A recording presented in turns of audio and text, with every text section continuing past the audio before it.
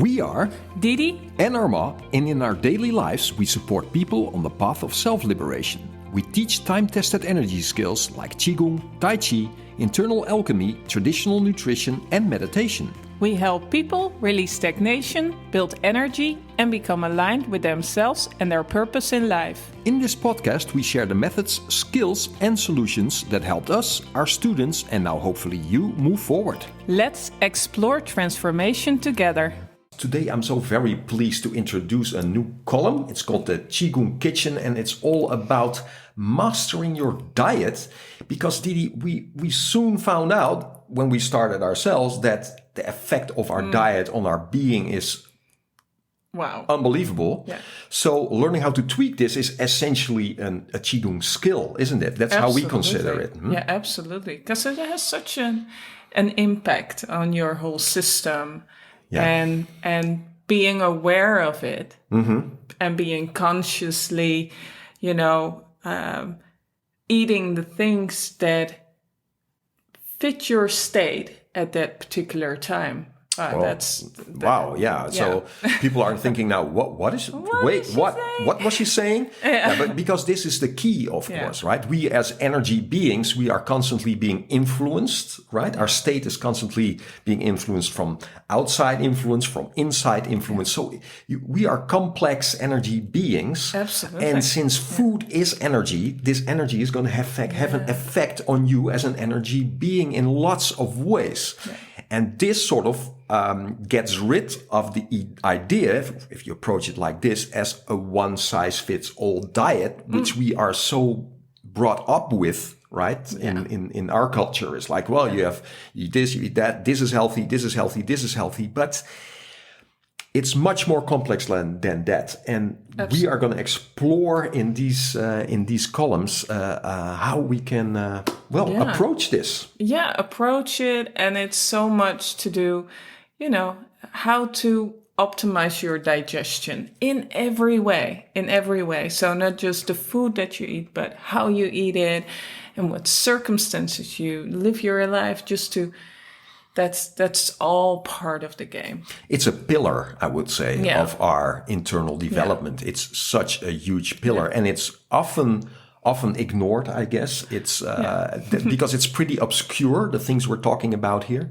Yeah. And I always say it's one of the things that are so much. It's something we do every day. If you really look at it, then every minute that you're awake, you're either going to a meal or just had a meal, or it's you're in between doing it. Yeah. So it's such a profound thing that is with you all the time, your whole life. And we sometimes forget about it. And because it's such a profound thing that's with you every day, it has such a big impact. Yeah, and this gives us also, if we become more aware of it, the chance to fine-tune, so it doesn't go unaware, right? It just will be very aware, and it becomes such a huge part of your training. So looking at food from a different standpoint, as food being energy itself and having a direction, having an influence, this is more of a traditional approach, isn't it? Yeah, Didi? It is because I think in the early days, and we're talking about thousands of years ago, they already knew what the impact of food. And they said, well, most people know the expression, food is your medicine. Yeah, absolutely. And I think not a lot of people realize how much that is true, because it works in the same way as herbs. And because we eat every day, it has such a big impact. Yeah. But how does that work? Because, we are energy. Just realize we are energy beings. And now you have like an apple, which is also, it's a living thing. It grows. It has energy in it. And it also is energy, and it has directions of energy, which you can explore when you taste it by the taste and by the temperature. So the effect that the food has, we experience while eating. Yep. If we are aware. And even some foods are much easier to explore because they're so in the face. Right. And that's what we're gonna do to explore. Like, first you start with the foods that are so wow. Well, you just think about some foods with a very clear direction. Yep. Yeah. So can you go a little bit deeper in that direction thing? Because I think I know what it is. Yeah. I think for a lot of people, this becomes a little bit more mysterious. What does she mean with the direction? I think most people can understand there's an energy, right? There's an energy in it. But how does energy behave? And in relation to us, because we are also... Absolutely. So, well, let's take lemon. Mm-hmm. Everybody can get this picture in their head of what it does when you eat a lemon. Well, we can try that. So imagine everyone listening. Yeah. So you have a lemon. You cut the lemon. You cut the lemon, right? And then you take a bite. And we take a bite. So what happens? Now watch what happens. Observe. There's something happening in the energy, even if you just imagine it. Yeah. And the energy does. Well, just imagine what happens to your mouth. Yep. Eating it, and you feel that a lemon is very sour. So what it does, I already making this movement with my hand, but it goes inward. Yep. Yeah, it contracts. It right? contracts. It becomes smaller. It goes. Yeah. Yeah. It's smaller. It contracts. It's kind of get everything together, and that is the direction of lemon. And there is this sweet tone. We have this great Italian lemons here. So we have this beautiful, you taste the summer in it. You feel this sour, sweet, cooling effect. Yeah, because that's what I wanted to mention as well. For you, if you're energy aware, and you might also notice now at this moment that you get not only this contracting, because of the sour taste but that you also feel a cooling effect in the system happening. Absolutely. So we have two things. We have a direction and we have an influence in temperature. So you were earlier talking about temperature, and some people might have been like, temperature, what does she mean? This is what we mean, right? There's an effect in the system, temperature-wise. Cooling. So why do we drink lemonade during the summer? It's because of that effect. Yeah. It has this cooling, it has this inward effect. And now here's the magic that I really love. So what you see, that lemon belongs to wood element in the 5 elements. And the wood element stands for springtime. And the energy that belongs to wood element is a very upward, outward energy. Yeah, it's a very young energy. We're almost in. Yeah, we're in spring. Oh, let's hope that spring.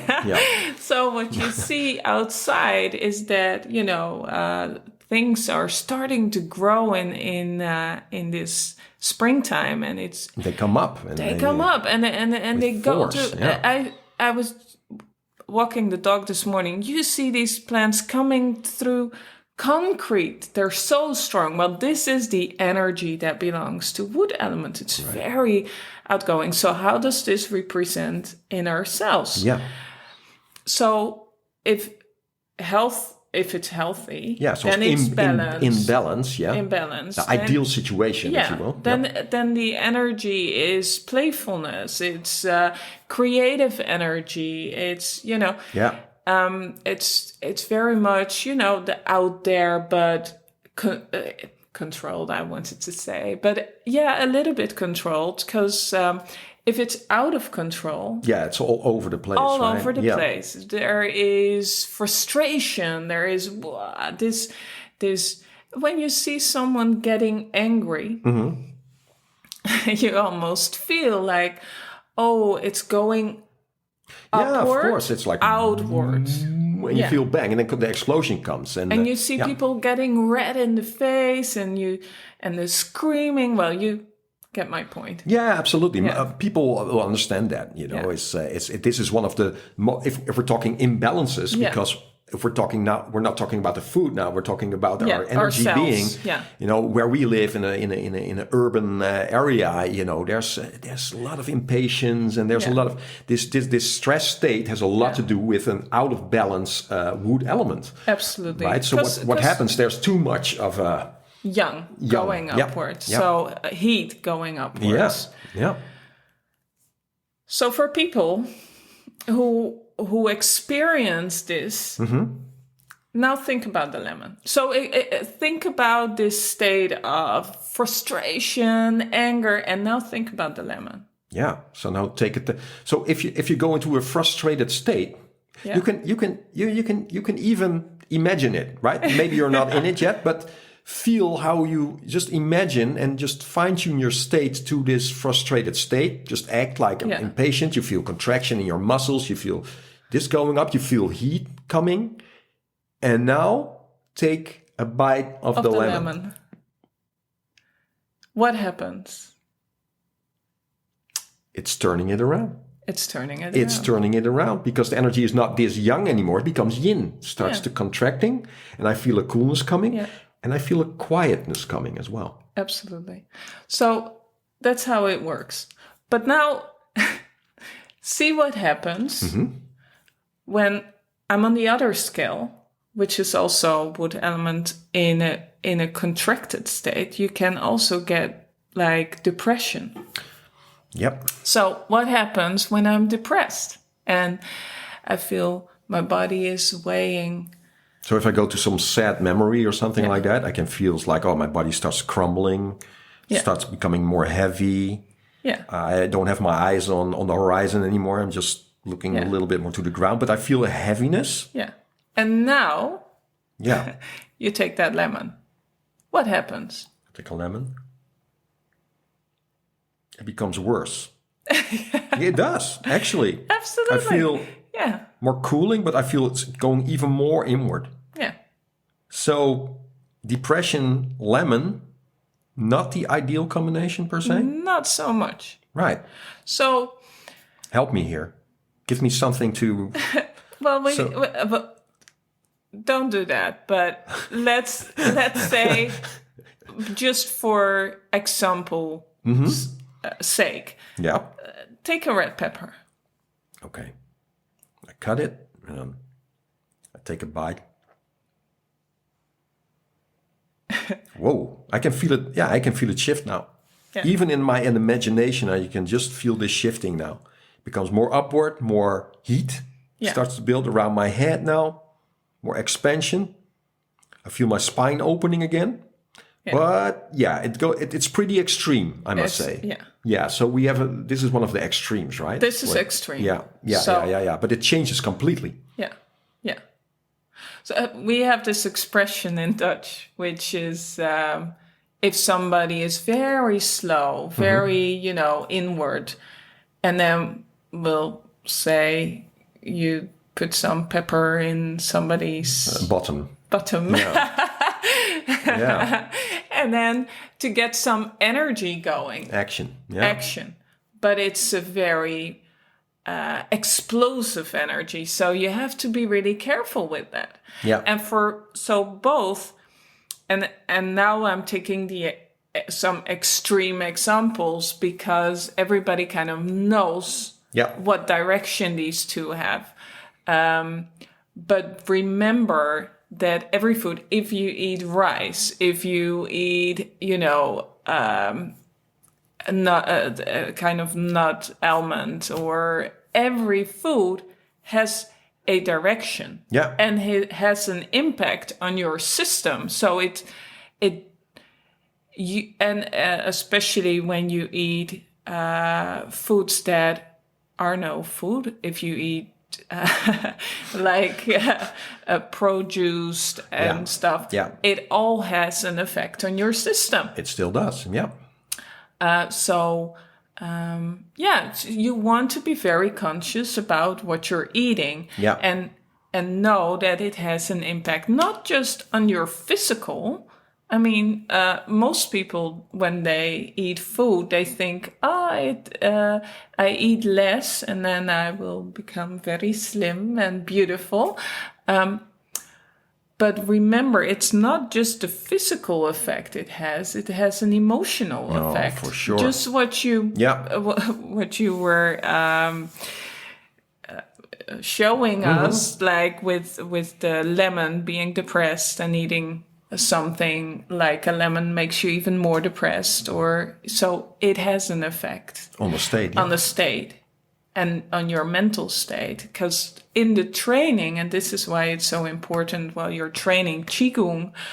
We're influencing all these aspects of our being, right? Yeah. And there's and of course I can imagine that most people will understand there's also an emotional thing around food, right? Because it's all about, we tend to do a lot of feel-good things for our mouth and our taste that get us into a sort of a state that we think, have a good memory of or something like that. But actually, and this is something we're going to explore, now if they start taking certain foods, like you're more of like inward and you don't feel really good and you're very used to taking this coffee every morning and boosting yourself, now you can get into an extreme thing and this can become its own imbalance and lead to dryness or all sorts of especially when you're problems. When you're eating from, well, say that lemon. Just go back to the lemon. That's a good example. Now you say, but I have frustration and stress all the time, so I'm gonna take this lemon 3 times a day. Yeah. But it's cool. Yeah. So you're gonna create your next disbalance. Yeah. Imbalance. And now you have this state which might come from drinking a lot of coffee, eating a lot of hot stuff, Yep. But now you take that lemon as well. Now you experience that you're both angry and frustrated all the time, but you also feel cold. You have cold feet, cold hands. So these can all work at the same time. Yeah. And that's a problem. So it's such a fine-tuning process to see, okay, so there's this depressed state. You have to start working with that.